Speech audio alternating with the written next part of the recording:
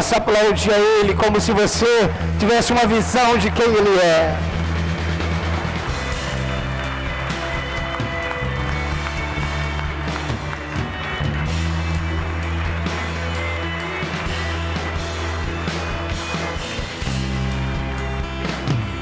Aleluia. Glória a Deus. Boa noite, graça e paz. Boa noite, graça e paz. Amém. Glória a Deus. Hoje é o nosso terceiro dia de toda essa semana, nesse processo de jejum, de estarmos todas as noites aqui. Eu sei que se torna um pouco atípico, né? Fora da nossa rotina, e isso acaba nos cansando. Mas eu creio que vale a pena quando nós cremos que podemos ouvir a voz de Deus, e a voz de Deus tem a condição de mudar toda a nossa vida. Preste atenção, uma palavra liberada no seu espírito, não na sua alma, uma palavra liberada no seu espírito tem o poder de mudar a sua história. Talvez você não entenda isso que você está ouvindo agora, mas uma palavra liberada no seu espírito te estabelece em uma nova realidade. Eu disse aqui esses dias que o que te transforma não é o que eu falo, é o que você ouve. Tá, pastor, eu ouço o que o senhor fala. Não, o que te transforma não é o que eu falo, é quando você ouve o Espírito. Nenhum homem tem o poder de mudar alguém. Nós, como líderes, temos o poder na liderança de influenciar, não de mudar. Liderança é influência, não é domínio. Mas quando você senta, ou você está orando, ou meditando na palavra, que são algumas formas de nós ouvirmos, sentado, ouvindo uma palavra, meditando na palavra, orando, e quando Deus fala no seu coração, aquela palavra que sai direto de Deus, ela tem o poder, a incumbência de transformar a sua condição. Aquilo que Deus diz, a palavra que sai da boca de Deus, ela é poderosa, irmãos, para mudar qualquer circunstância. Sendo assim, nós temos um problema enquanto não temos uma palavra. Deixa eu repetir isso. Sendo assim, nós temos um problema enquanto não temos uma palavra. Quando nós recebemos uma palavra no meio do problema, o problema acabou. Ainda que as circunstâncias permaneçam, a palavra já mudou. E se ela mudou você por dentro, é questão de tempo, ela vai mudar você por fora.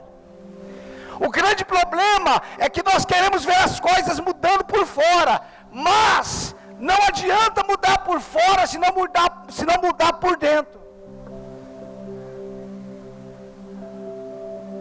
Irmãos, existem coisas que mudam por fora, mas não mudam por dentro.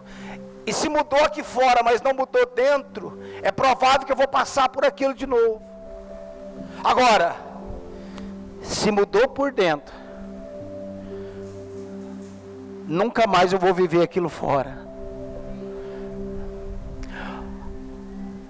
Devido ao desenvolvimento de uma vida natural, depois do pecado, o homem se tornou um ser natural. Ele começou a ter como verdades aquilo que ele ouve, aquilo que ele vê, aquilo que ele sente, aquilo que ele percebe. E eu não posso dizer que isso não é um nível de verdade, mas essa não é a verdade no qual o homem foi criado. No antigo pacto, o homem era dependente de uma experiência. No novo pacto, o homem vive da fé. Ele não precisa de uma experiência. Existe uma convicção no seu espírito. E quando tem uma convicção no seu espírito de uma verdade, acabou. Eu não estou dizendo que nós não podemos ter experiências, mas não são as experiências que devem determinar a realidade da nossa vida. Então,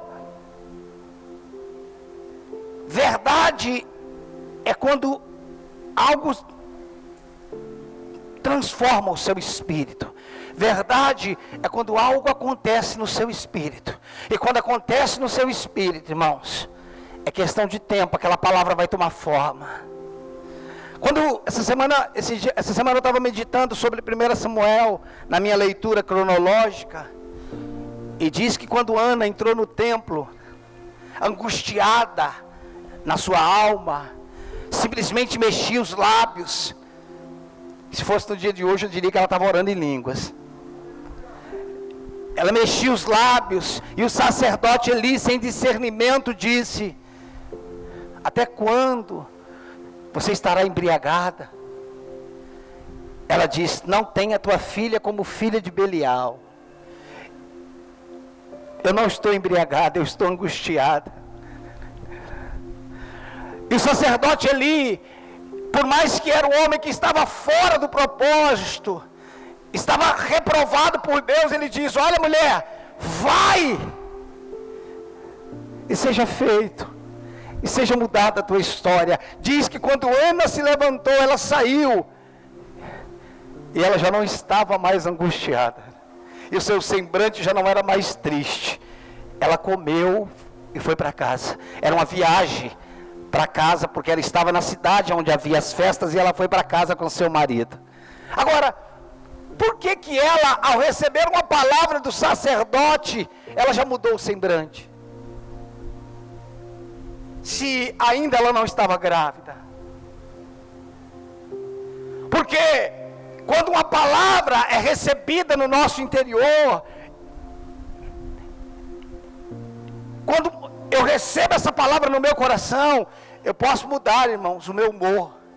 Eu posso mudar o meu semblante. Por quê? Porque a palavra que saiu de Deus, ela vai mudar a minha história. Ela vai mudar a minha vida.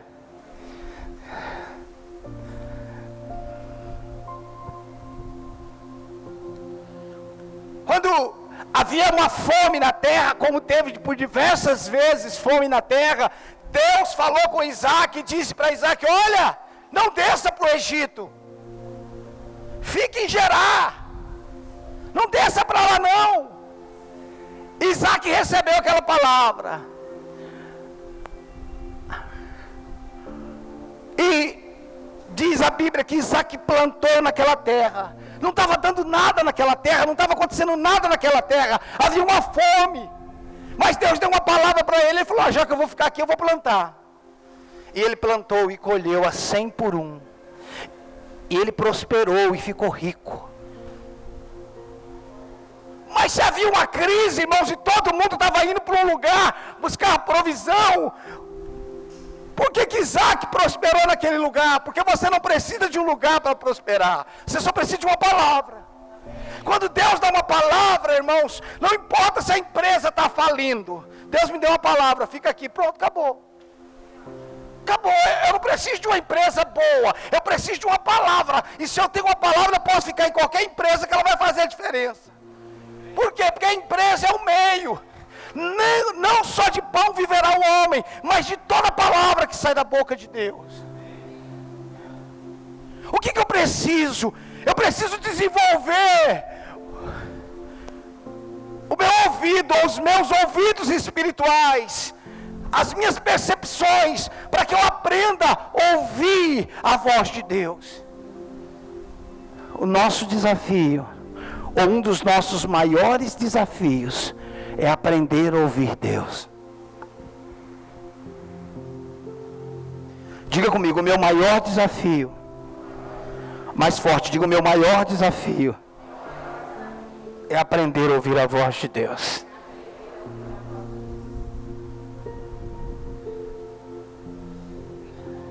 Agora, nós somos uma geração tão privilegiada,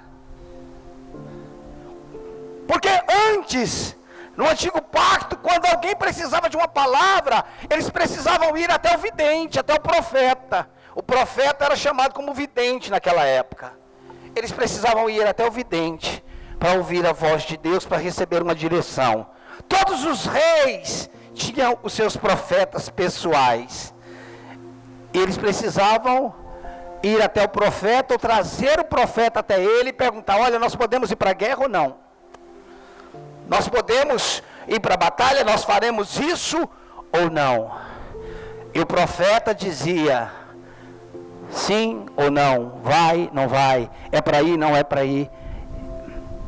E quando o rei se submetia à voz do profeta, era certo que ele teria, se o profeta estava alinhado com Deus, né? Era certo que ele obtinha o resultado.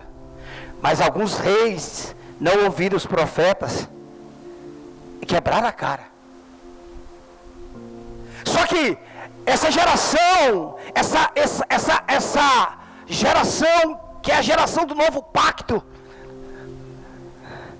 ela não precisa ir atrás de um profeta, ainda que Deus usa, e existem profetas nesse pacto. Só que hoje você tem o Espírito Santo habitando em você. Irmãos, deixa eu te falar uma coisa. Não tem uma geração mais privilegiada do que a nossa. Nós não enxergamos isso porque nós não temos comparação. Não tem uma geração em toda a Bíblia. Quando eu falo em toda a Bíblia, eu estou falando antes da cruz, tá? Não tem uma geração antes da cruz mais privilegiada do que a nossa. Porque a geração de Atos tem o mesmo Espírito que nós temos. Habitando em nós o Espírito Santo da verdade. Aquele que veio habitar em nós para testificar com o nosso espírito que nós somos filhos. Irmãos, que privilégio que nós temos. O Espírito de Deus habita em mim. O Espírito de Deus habita em você. Nós não sabemos o que isso significa.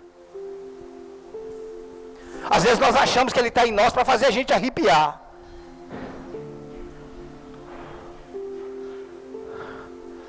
Não. Ele não está habitando em nós para fazer a gente arrepiar. Ele está habitando em nós para formar Cristo em nós, para nos conduzir a toda a verdade. E quando nós aprendemos a nos relacionar com Ele, na segunda-feira eu falei sobre edificando o nosso espírito. Ontem nós falamos sobre úteros ministeriais. Quando nós aprendemos a nos relacionar com o Espírito Santo como uma pessoa que fala, que ouve, que ensina, que convence. Escute, não tem um professor melhor do que o Espírito Santo. Não tem ninguém que possa te ensinar a andar na verdade como o Espírito Santo de Deus. O Espírito Santo é a pessoa mais linda que você pode conhecer. É o amigo mais fiel que você pode ter. É o Espírito Santo. Ele é o amigo mais íntimo. Ele é o relacionamento mais fácil que nós podemos ter em toda a nossa vida. Ele habita em você. Se você nasceu de novo, Ele já habita em você. Ele veio morar em você. Agora que Ele mora nessa casa, eu preciso aprender a me relacionar com Ele. Eu preciso agora dar atenção para Ele. Porque o Pai está no céu, Jesus está sentado à direita do Pai, mas o Espírito está em mim, ainda que a Trindade está em mim, na pessoa do Espírito Santo. Sabe, às vezes, irmãos, nós sofremos porque nós andamos pelas nossas verdades. Quando Jesus nasceu, quando Ele cresceu, que Ele começou a desenvolver a sua vida pública, ou o seu ministério,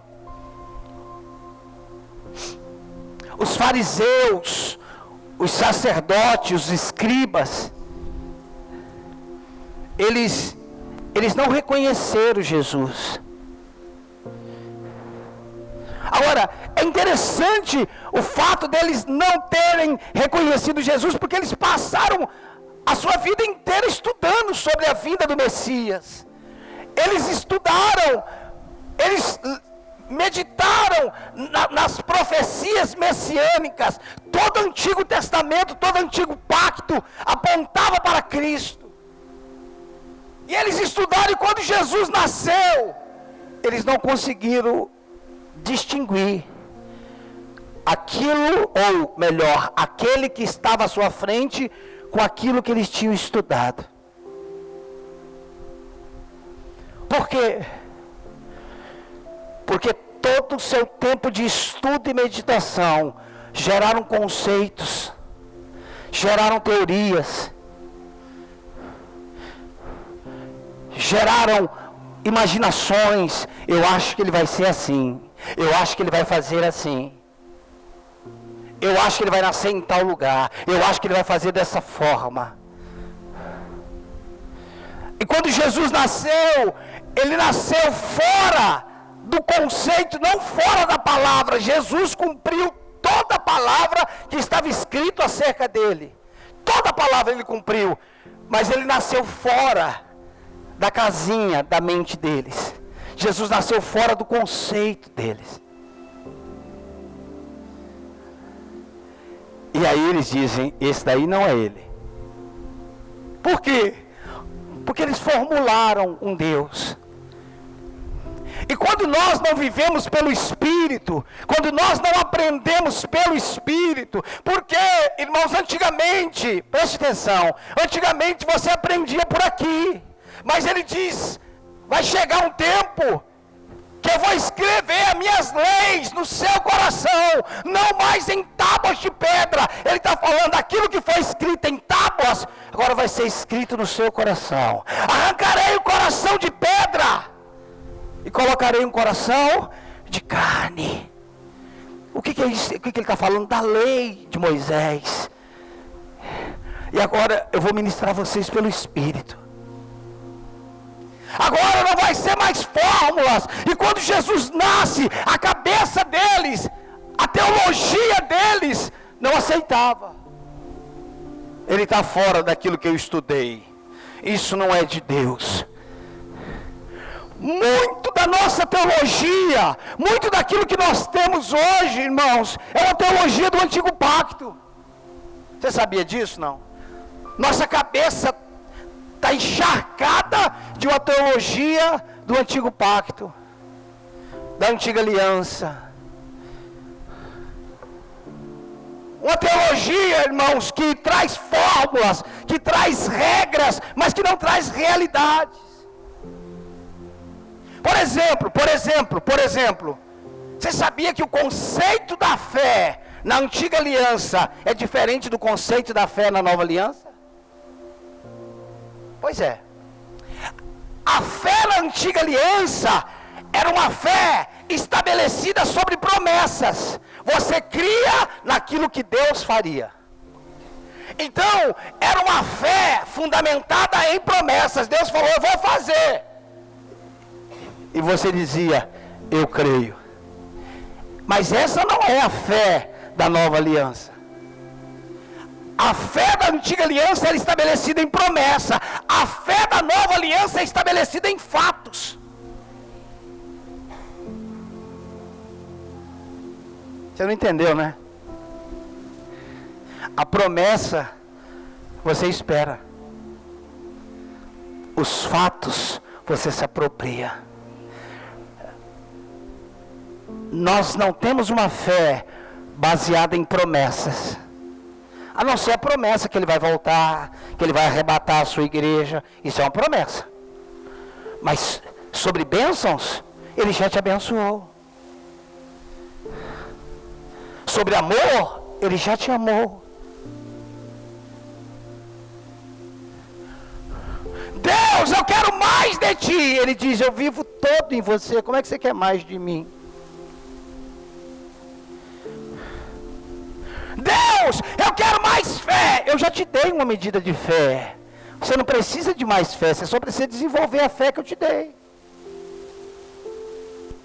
Tem gente que diz, eu já vi gente orando dizendo, eu quero a porção dobrada do Espírito. Eu fico tentando entender até hoje, como é que você quer o dobro do Espírito, se o Espírito não tem dobro.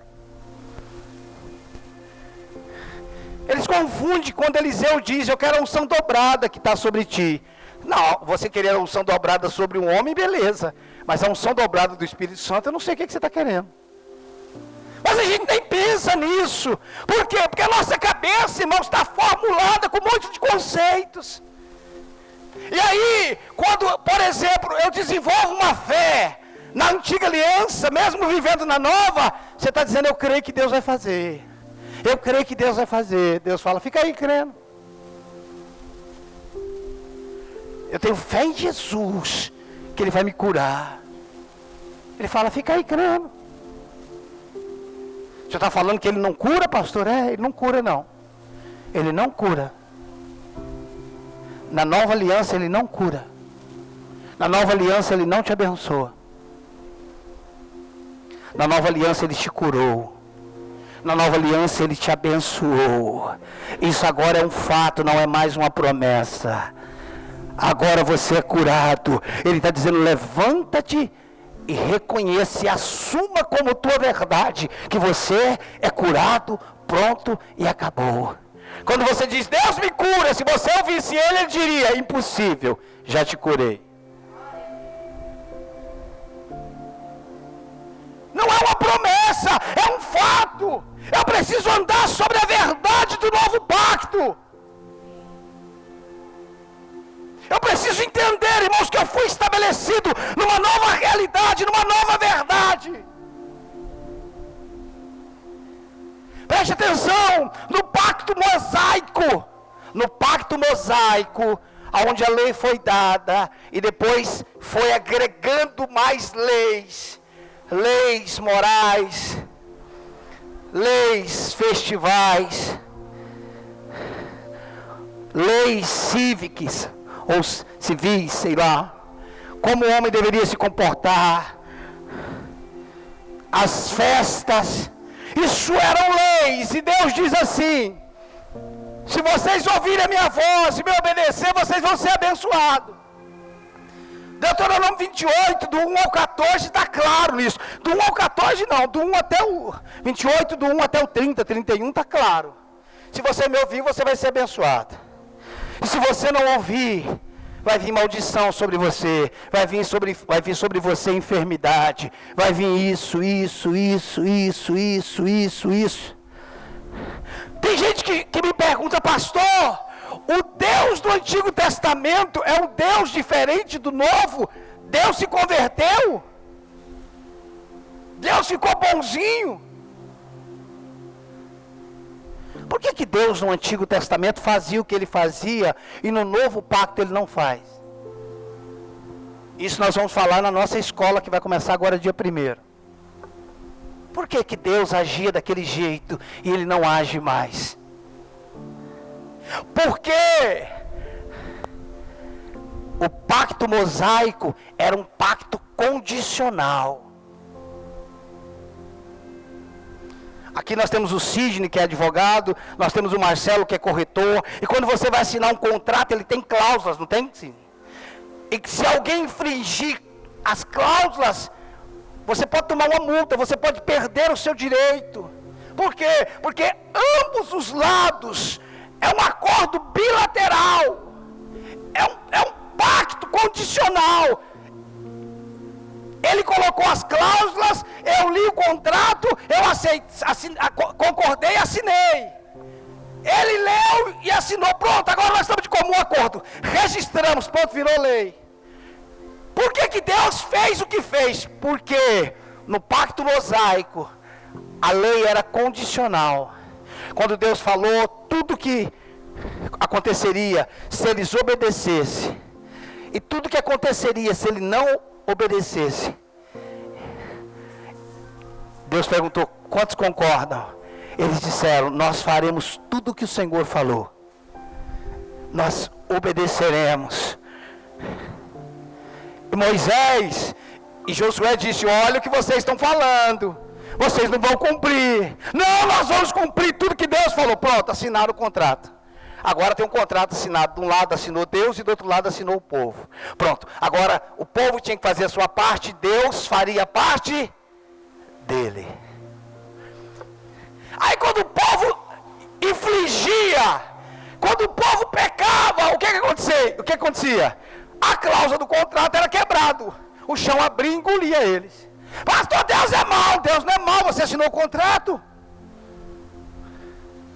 Foi colocado um contrato, foi lido diante do povo todas as cláusulas, e o povo aceitou. E aí de Deus é mau, Deus não é mau, era com o pacto, era condicional.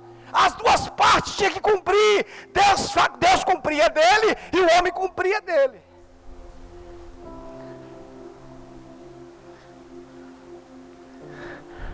O novo pacto, o pacto da nova aliança, é um pacto incondicional.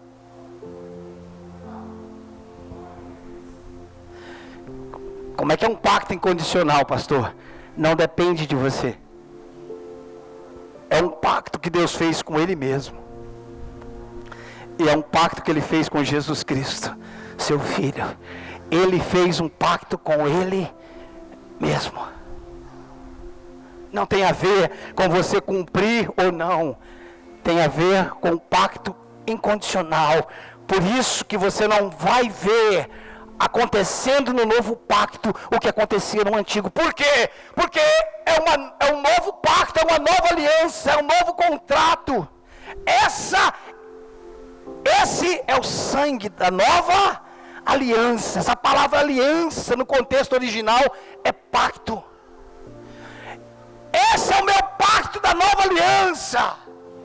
No pacto da nova aliança, irmão, você não é abençoado pelo que você faz, você é abençoado pelo que Cristo fez.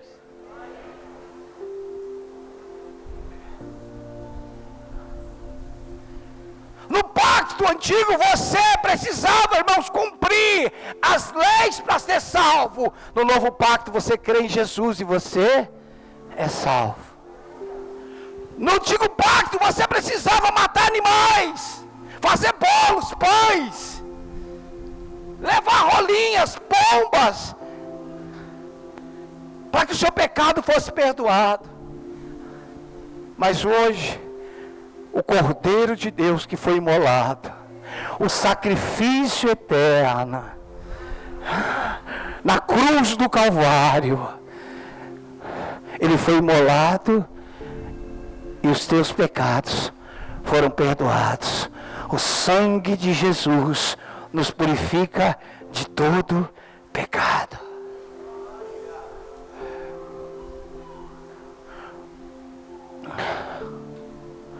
O antigo pacto era uma condição para o homem ser abençoado e ter acesso a Deus. Presta atenção, o antigo pacto, os sacrifícios, os rituais, era uma condição para o homem ter acesso a Deus e para o homem ser abençoado. No novo pacto, nós temos acesso a Deus através de Jesus Cristo. Ele é o caminho, Ele é a verdade, Ele é a vida, ninguém vai ao Pai a não ser por Ele. O escritor de Hebreus diz: nos aproximemos, nos acheguemos diante do trono da graça sem medo. Nós temos um sumo sacerdote. Uau! Essa é a realidade da nova vida. O que eu preciso fazer? Você não precisa fazer, você precisa crer. Pastor, então o senhor está falando que eu posso viver uma vida relaxada? Quem nasceu de novo, quem é que nasceu de novo e consegue ter uma vida relaxada? Pastor, então agora, já que o sangue me purifica, eu posso viver uma vida deliberada de pecado. Quem é que nasceu de novo e vai viver no pecado? Você sabe, irmãos, aonde as regras são fortes, os relacionamentos são fracos. E aonde os relacionamentos são fortes, não precisa de regras. Deixa eu repetir isso. Aonde as regras são fortes, os relacionamentos são fracos. Mas aonde os relacionamentos são fortes, não tem regra. Você sabe por que Deus deu as tábuas. Porque quando Deus mandou o povo se consagrar, para que depois de 3 dias comparecesse, e Deus desceu no monte, com trovões e relâmpagos, o povo temeu, e disse: Moisés, fala você conosco e não Deus, para que não morramos. Moisés, fala você. Deus não queria um intermediário entre o homem e Deus. Deus nunca quis que eu estivesse entre você e ele. Não, Deus nunca quis.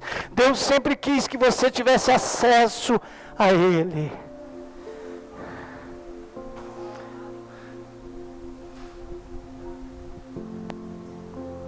É por isso, irmãos, que está assim, de gente arrancando dinheiro do povo, porque eles acham que são Deus, eles se apresentam como Deus. Eu sei aonde Deus mora, eu tenho o telefone e o WhatsApp dele. Se você trazer a sua oferta, eu mando um zap para ele, e ele vai responder. Se você me der oferta, eu vou subir no monte hoje, eu vou me consagrar, eu vou levar os seus pedidos para o monte, Deus vai abençoar você. E o povo acredita.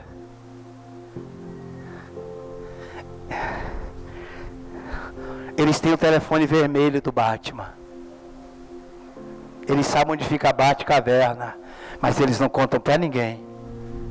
E aí eles manipulam o povo. Aí se você quiser ser abençoado, você precisa vir até mim, porque eu sei onde é que o Batman mora. Isso é engano. Isso é manipulação. Só que escute, o povo gosta disso. O povo gosta de ser manipulado. Gosta de chaveirinho. A gente trocou o pé de coelho para o chaveirinho benzido.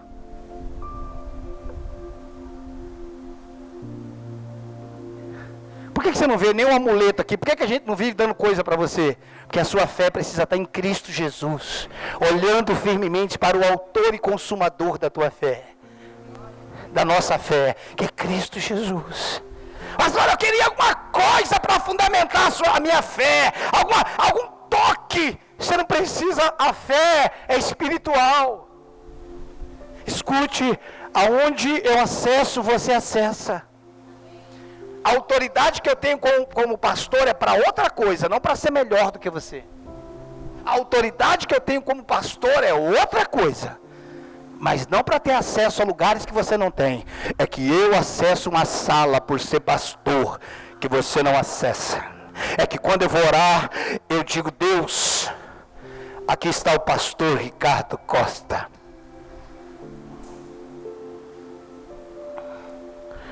Todos quanto recebeu-los, deu-lhes o poder, deu-lhes o direito de serem feitos filhos de Deus.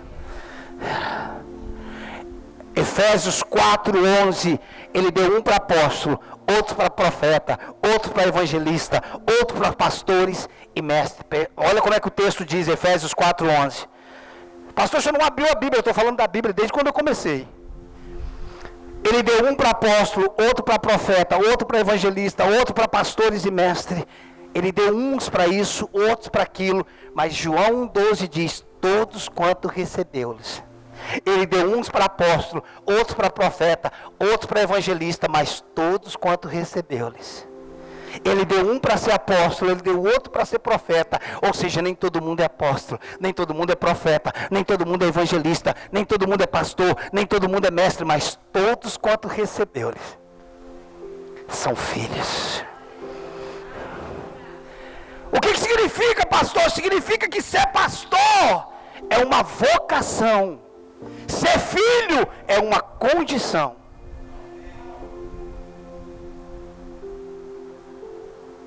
As promessas são dadas para todo mundo, mas a herança é só para os filhos.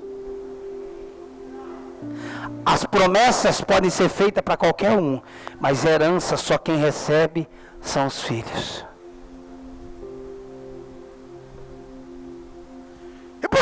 sou abençoado porque eu sou co-herdeiro, porque eu sou filho de Deus, porque eu vivo em Cristo Jesus. Porque eu posso ter um pastor para me pastorear, para me ajudar, para me ministrar, mas aonde ele come, eu como também. Aonde ele acessa, eu acesso também. O que eu posso ter mais do que você, irmãos, é entendimento, por viver talvez uma vida de oração mais ampla, mas não ter um direito melhor do que você. Você pode ter um lugar mais amplo em Deus do que eu, porque você conquistou isso. Mas não porque você tem um direito que eu não tenho. É isso que nós precisamos entender. Nós precisamos, irmãos, ter consciência de quem nós somos. Eu estou sobre um novo pacto, sobre uma nova aliança. Eu preciso saber quem eu sou. E eu sou filho de Deus. Eu tenho uma nova natureza, eu tenho uma nova identidade. Pastor, assim, a gente está cansado de ouvir o senhor falar isso. Pois é, só precisa aprender a ser filho. A assumir essa realidade, eu sou filho. E se eu sou filho, eu sou herdeiro. Se eu sou filho de Deus e Ele é rei, eu sou príncipe. E como Ele deu a terra para mim, eu não sou só príncipe, eu sou rei aqui também. Lá quem reina é Ele. E aqui quem reina sou eu. Lá nós vamos reinar através dEle. E aqui Ele reina através de nós. Essa é a realidade. Se você não descobrir quem você é, você vai viver fora da sua posição em Cristo. Eu preciso saber em que aliança eu estou. Toda palavra, toda a Bíblia é a palavra de Deus. Os 66 livros é a palavra de Deus. Só que toda a palavra de Deus não é a palavra de Deus para hoje. Como assim, pastor? Deus mandou circuncidar as crianças quando nascesse, ao 8º dia. Cadê o Rafa? Ele circuncidou o filho? Não circuncidou, Rafa? Aí. Alguém mais circuncidou o Miguel? Mas está na Bíblia.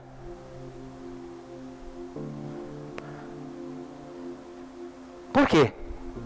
Porque não é para hoje. A circuncisão é no coração. É uma questão espiritual. Mas não está na Bíblia que a criança deveria ser circuncidada? Está ou não está na Bíblia? Mas é para fazer hoje? Não. Está na Bíblia que tinha que sacrificar animais? Tá. Mas é para fazer hoje? Hoje quem está fazendo isso é a macumba. Nas encruzilhadas. Não é isso, Zé? O diabo ainda vive vivendo de despacho nas encruzilhadas. Mas o nosso corpo nós podemos apresentar como sacrifício vivo, santo e agradável a Deus. Eu preciso saber aonde eu estou na Bíblia. Aonde eu estou? Qual é a minha posição? A minha posição é através da lei mosaica? Não. A minha posição é através da lei ou do pacto noélico? Não. A minha posição é através do pacto edênico? Não. Adâmico? Não. A minha posição está no pacto eterno, que é o pacto de Cristo Jesus, que morreu e ressuscitou, aonde o velho homem foi crucificado e um novo homem nasceu, a imagem e semelhança de Deus novamente. O novo homem que nasceu não está ligado ao velho homem. O velho homem foi aniquilado na cruz do Calvário e um novo homem nasceu.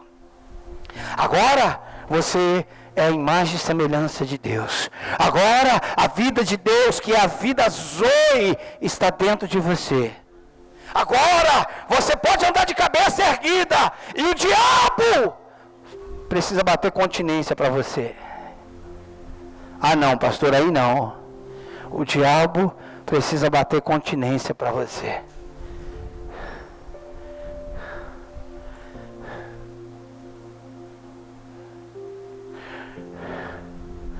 Quando Jesus chegava no lugar, os demônios já diziam: tu és o Filho de Deus. Ele falou: cala a boca, não conta para ninguém.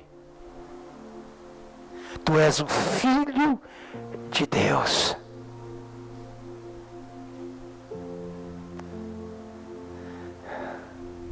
Quando o diabo olhar para você, para mim, ele não tem que dizer: tu és o pastor Ricardo.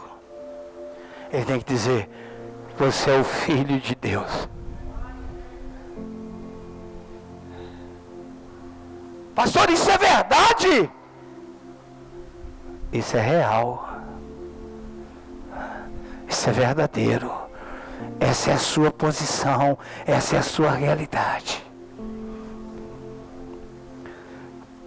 Eu não preciso fazer uma campanha de 7 semanas para o meu pai me abençoar. Ele está dizendo: meu filho, tudo que eu tenho é teu. Lucas 15:31, filho, tu sempre está comigo, tudo que é meu é teu. Por quê? Porque nós não vivemos mais sobre um pacto de promessa, nós vivemos sobre um pacto da fé.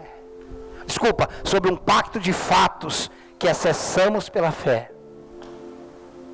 Eu tenho um fato. Qual é um fato? Eu sou abençoado. Eu estou debaixo de um pacto. Eu sou curado. Esse é um pacto, o pacto da nova aliança, aquilo que foi feito em Cristo Jesus. Em Cristo Jesus eu fui liberto. Em Cristo Jesus eu nasci de novo. Em Cristo Jesus eu fui abençoado. Em Cristo Jesus eu fui justificado. Eu fui santificado. Em Cristo Jesus eu estou assentado nas regiões celestiais. Em Cristo Jesus eu não vou ser. Em Cristo Jesus eu sou.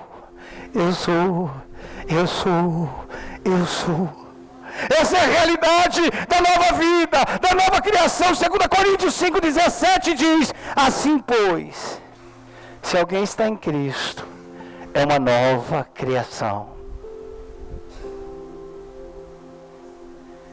Uma nova criação. Aleluia.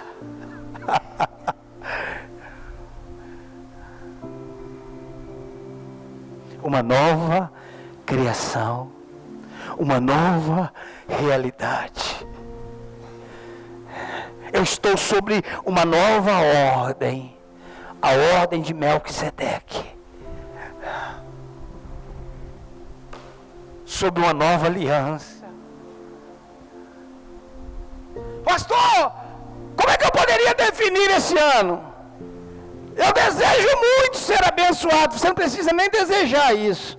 Você só precisa assumir isso. Não é um ano que quem sabe Deus vai me abençoar. Não, eu já fui abençoado. Esse é um ano que eu vou me apropriar daquilo que Deus fez em Cristo Jesus. Esse é um ano que de propósito eu vou acessar realidades que até então eu não acessei. Esse vai ser um ano que eu vou desenvolver uma vida mais intensa com o Senhor. Eu quero conhecer quem eu sou através dele.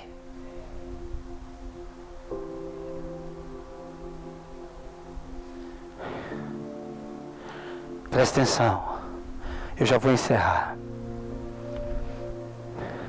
Muitas pessoas nasceram de novo, como eu e você, como você e eu. E tudo que nós entendemos é que agora somos crentes. E é verdade. Porque crente significa crer.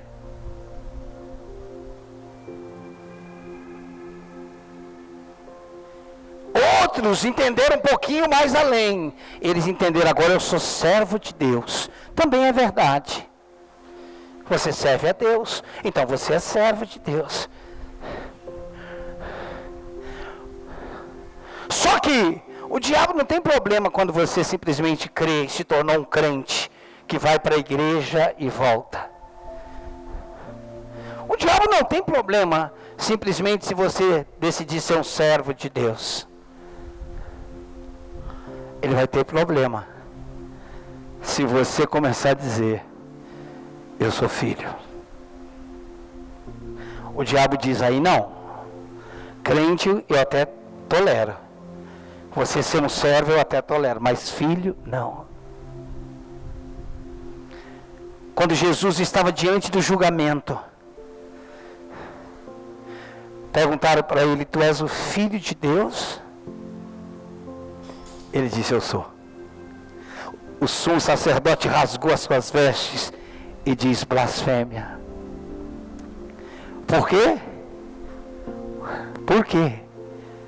Porque quem dizia que era filho estava dizendo: você sendo homem, faz a ti mesmo como Deus. Se você está falando que é filho, é porque você tem a natureza dele.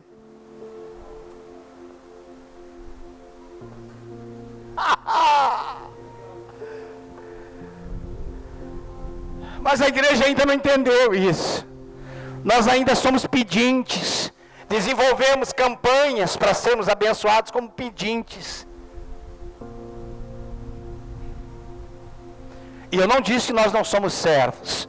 Só que precisamos ser servos a partir de uma mentalidade de filho. E não simplesmente servos. Abra comigo, para não falar que eu não abri oficialmente. Abra comigo João 20, verso 17.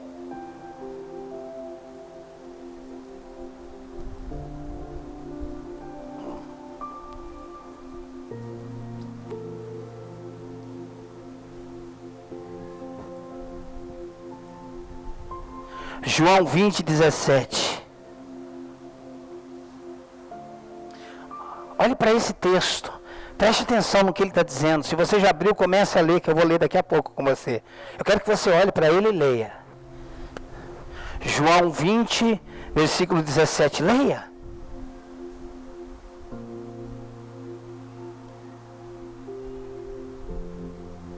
Aqui, Jesus já havia ressuscitado. Olha o que ele diz. Recomendou-lhe Jesus: não me detenhas, porque ainda não subi para o meu Pai. Jesus tinha ressuscitado, mas não tinha sido assunto aos céus ainda. Ele disse: não me detenhas, porque ainda não subi para o meu Pai. Mas vai ter com os meus irmãos. É a primeira vez que Jesus está chamando os discípulos de irmãos. Mas vai ter com os meus irmãos, não mais com os meus amigos, não mais com os meus apóstolos. Não que ele estava cancelando o apostolado dele, mas vai ter com os meus irmãos. Jesus nunca havia chamado eles de irmãos. Por quê? Porque Jesus não tinha morrido e ressuscitado. E nós só nascemos de novo através da morte e ressurreição. Só que agora, preste atenção. Porque não subi para o meu Pai, mas vai ter com os meus irmãos, e diz-lhes: subo para o meu Pai e vosso Pai, para o meu Deus e vosso Deus. Deus e Pai não é o mesmo? Pai e Deus não é o mesmo? Por que Jesus separou o Pai de Deus e o Deus de Pai? Vai dizer para os meus irmãos que eu subo para o meu Pai e para o vosso Pai, para o meu Deus e para o vosso Deus. Por que Jesus fez essa separação? E por que ele não inverteu? Eu subo para o meu Deus e o vosso Deus, para o meu Pai e para o vosso Pai. Por que primeiro vem o Pai e depois vem Deus? Porque como Pai, preste atenção, como Pai eu tenho uma posição, uma condição, e como um Deus eu tenho sacerdócio. Sacerdócio fala de vocação, fala de ministério. Mas Pai fala de uma condição de ser filho. Ele está dizendo: primeiro eu estou subindo para o meu Pai. Vocês a partir de agora, vocês têm um Pai. E eu também subo para o vosso Deus, para o meu Deus e vosso Deus. E como Deus você tem uma vocação. Na antiga aliança o homem tinha um Deus. Presta atenção. No antigo pacto, o homem tinha um Deus. O que ele não tinha? No antigo pacto, o homem tinha Deus. Tinha ou não? O que ele não tinha? E por que ele não tinha pai? Porque ele não era filho.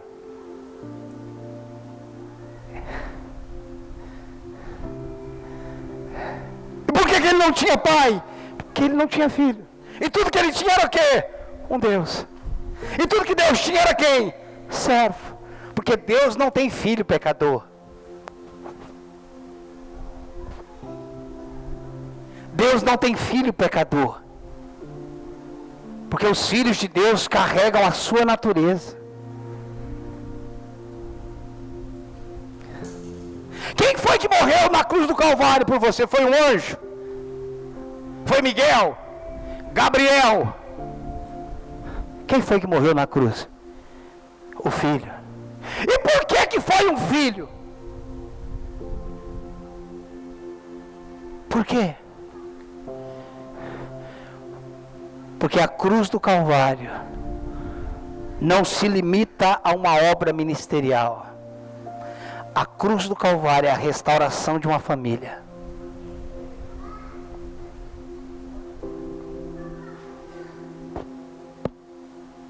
A cruz do Calvário restaurou a família. Por que um anjo não poderia morrer por você? Porque um anjo é um empregado. Por que um arcanjo não poderia morrer por você? Porque ele é um empregado. Por que um querubim não poderia morrer por você? Porque você, a salvação não é uma questão de trabalho, a salvação é uma questão de família. Deus não te salvou para que você seja um empregado. Deus te salvou para que você fizesse parte da família de Deus. Ei! O diabo nunca foi e nunca será o que você é. O diabo nunca foi, nunca será o que você é. Tem umas igrejas no Brasil que se eu estivesse falando isso, cadeira estava voando.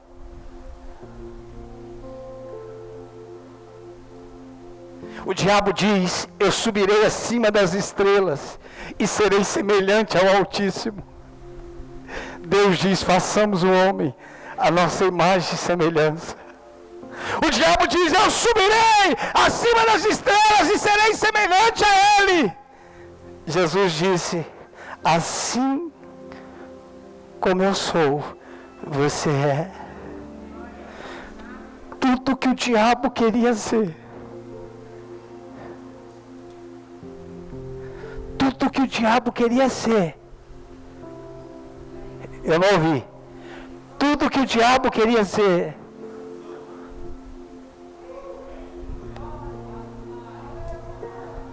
O seu problema não é o diabo. O seu problema é a sua ignorância. O diabo foi vencido. A sua ignorância precisa ser.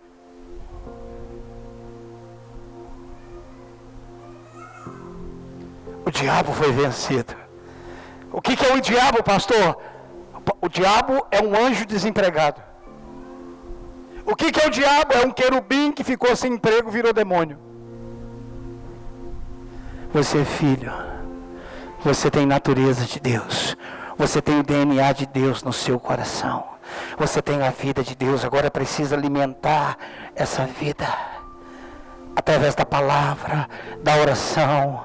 Agora eu preciso crescer nessa nova identidade. Eu preciso crescer.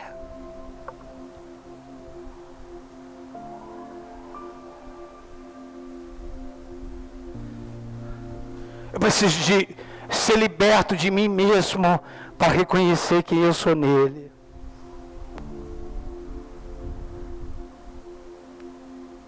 Eu preciso ser liberto de mim. Pastor, o diabo saiu da minha vida. Agora quem precisa sair da sua vida é você. Você precisa se libertar de você. Reconhecer quem eu sou nele. Quem eu sou nele. Quem eu sou nele. Eu tenho uma nova vida. Eu tenho uma nova natureza. Eu tenho uma nova realidade. Você pode se colocar de pé.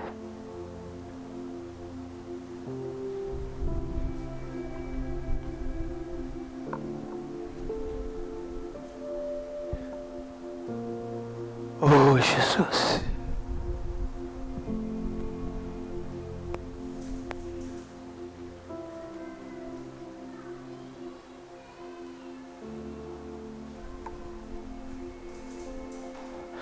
teus olhos.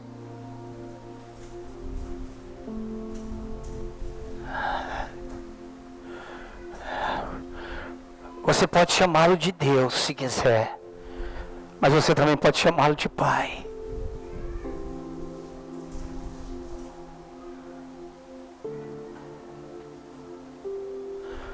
Fale com seu Pai.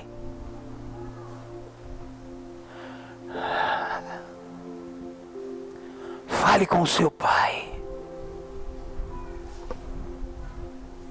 Fale com seu Pai. Jesus falou: quando vocês orarem, ore assim: Pai Nosso. Fale com seu Pai. Você tem um Pai. E você tem Pai porque você é filho. E você é filho porque você tem um Pai. Randaralabasure candaramasoa. Randaralabacandaralavasure candará.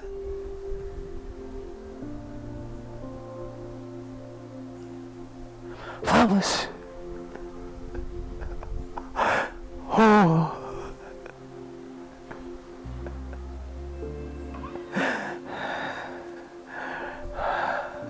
Você tem acesso.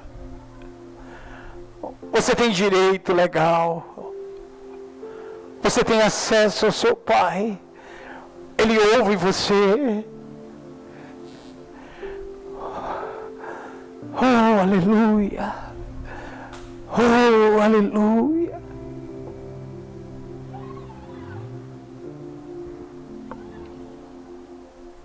Oh, aleluia.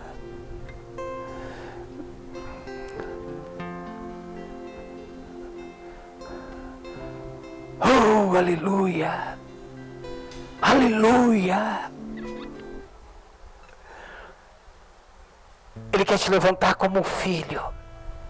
Ele quer que você ande na autoridade de filho.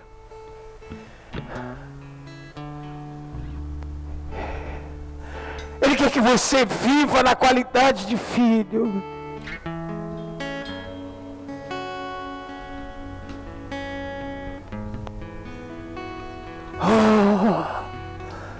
Randaralabacandaralavasure mandaralabacandara.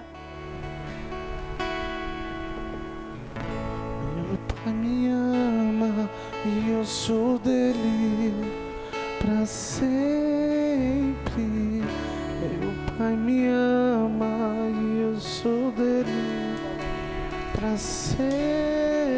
E nada vai me separar do seu grande amor.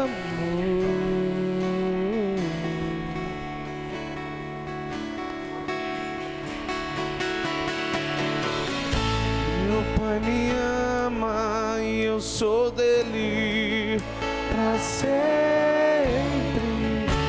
Meu Pai me ama e eu sou dele.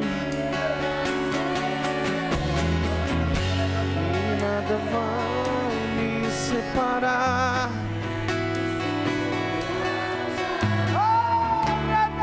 Meu Pai me ama.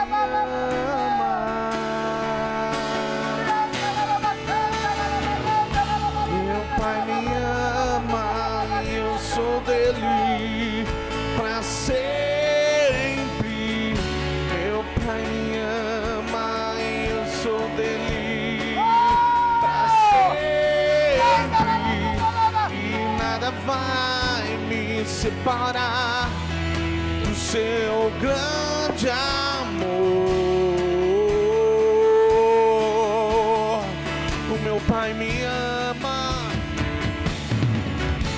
Meu Pai me ama e eu sou dele pra sempre. Meu Pai me ama e eu sou dele pra sempre.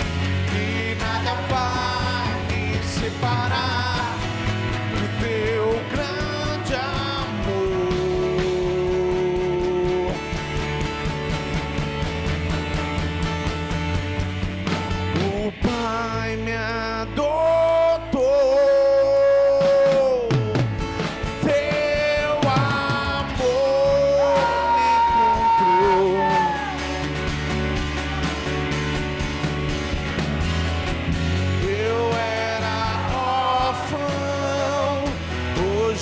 sou filho.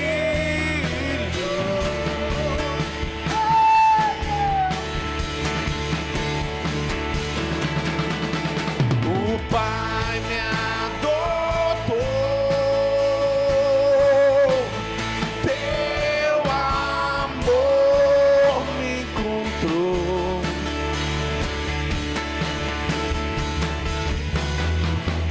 Eu era órfão, hoje sou filho.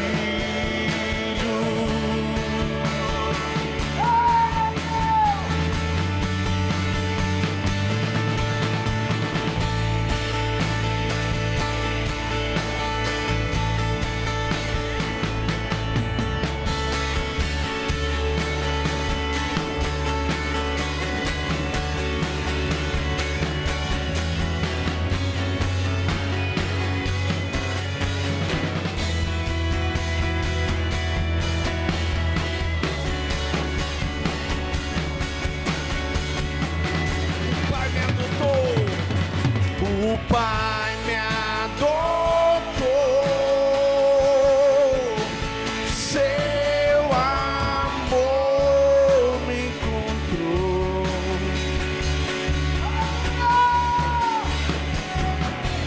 Eu era órfão, hoje sou filho.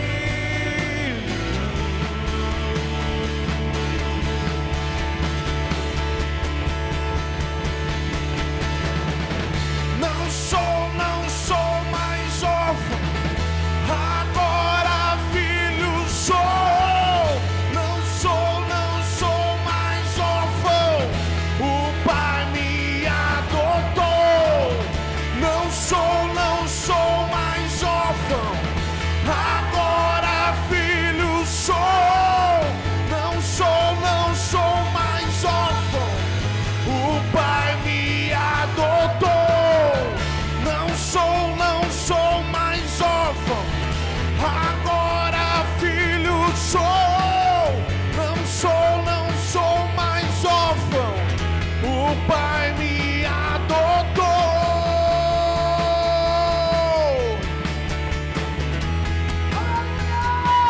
O Pai me adotou.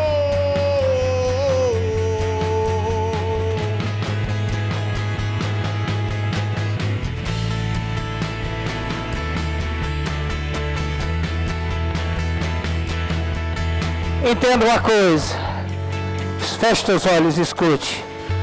Antes de você crescer no ministério, antes de você crescer na sua vocação, é necessário primeiro crescer na filiação. Primeiro nós precisamos crescer no entendimento de filhos, para depois crescermos no entendimento vocacional. Primeiro precisamos descobrir quem nós somos, para depois assumirmos o que vamos fazer. Porque o poder não está no que fazemos, o poder está em quem nós somos. O poder não está na função, o poder está na identidade. E todos quanto recebeu-lhes, deu-lhes o poder. Essa palavra poder fala de domínio, fala de governo. Todos quanto recebeu-lhes, deu-lhes o governo, deu-lhes o domínio. É hora de nós nos levantarmos em governo, em autoridade. E de quando nós descobrimos quem nós somos, como filhos de Deus, aonde nós chegamos, as doenças vão sair, os demônios vão sair, pessoas depressivas serão curadas. Quando nós tivermos consciente de quem nós somos, aonde você chegar, o câncer tem que ir embora, o cego vai enxergar, o paralítico vai andar, o surdo vai ouvir. Por quê? Porque você é filho, você é filho, você é filha, você é filho. Existe essa autoridade sobre você. Que vem do céu, venha o teu reino, venha o teu governo, flua cultura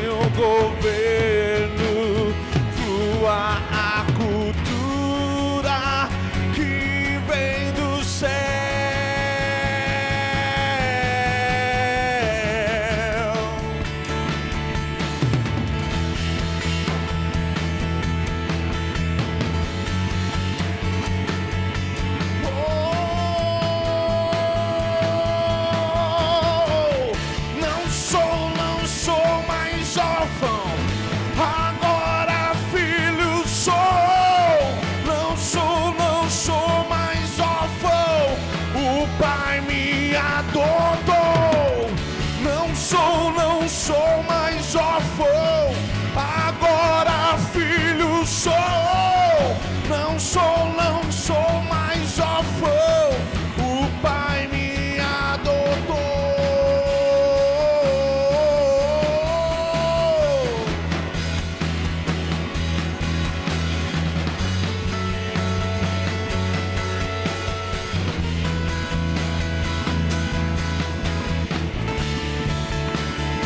Aleluia. Pega as tuas mãos e diga: Pai, obrigado por me fazer teu filho. Obrigado por me dar a tua natureza. Obrigado por me permitir nascer na tua família. Obrigado porque em ti eu tenho todas as coisas. Em ti eu posso todas as coisas. Obrigado! Obrigado porque eu tenho a tua filiação, eu tenho o teu DNA, eu tenho a tua natureza, eu tenho a tua vida que flui do meu interior, eu tenho a vida de Deus, eu tenho a vida de Deus.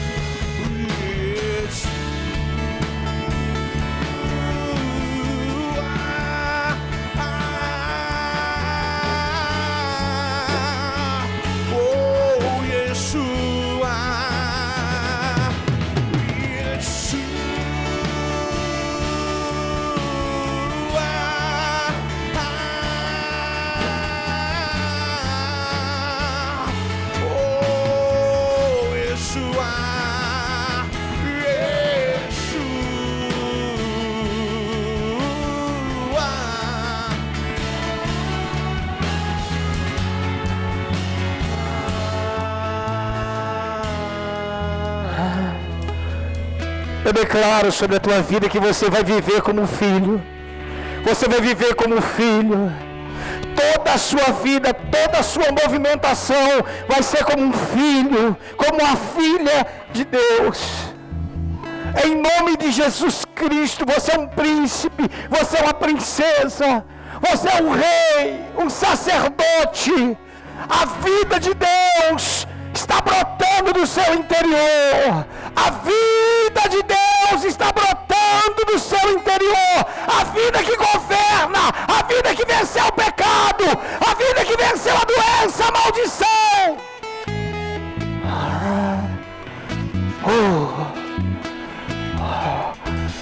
A criação aguarda a manifestação dos filhos. A criação aguarda a manifestação dos filhos. A criação aguarda.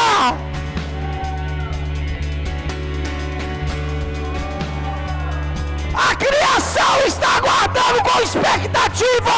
Aonde estão os filhos? Aonde estão as filhas? Aonde estão os filhos? Eis-me aqui, eis-me aqui, eis-me aqui, eis-me aqui, eis-me aqui, eis-me aqui, eis-me aqui, eis-me aqui, eis-me aqui, eis-me aqui, eis-me aqui, eis-me aqui,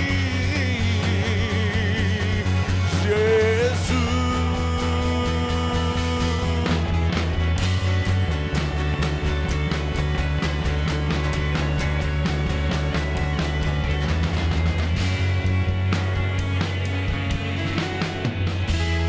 Eu quero que você, como filho e filha, eu quero que você aplaude o Senhor.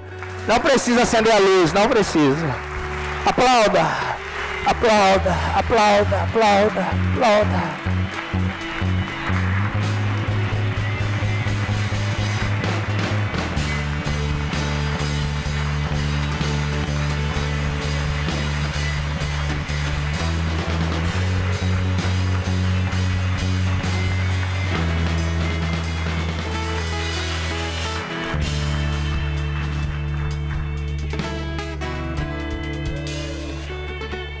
Você sabe o que a criação está aguardando? Não são os apóstolos, não são os profetas, são os filhos. Se você assumir a sua identidade de filho, muitas coisas vão mudar na sua vida. Oh, obrigado, Pai.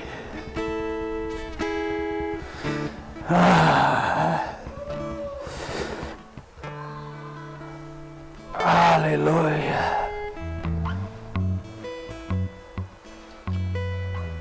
Eu quero que sem muita movimentação, se você que tem a sua fé, não movimente, por favor.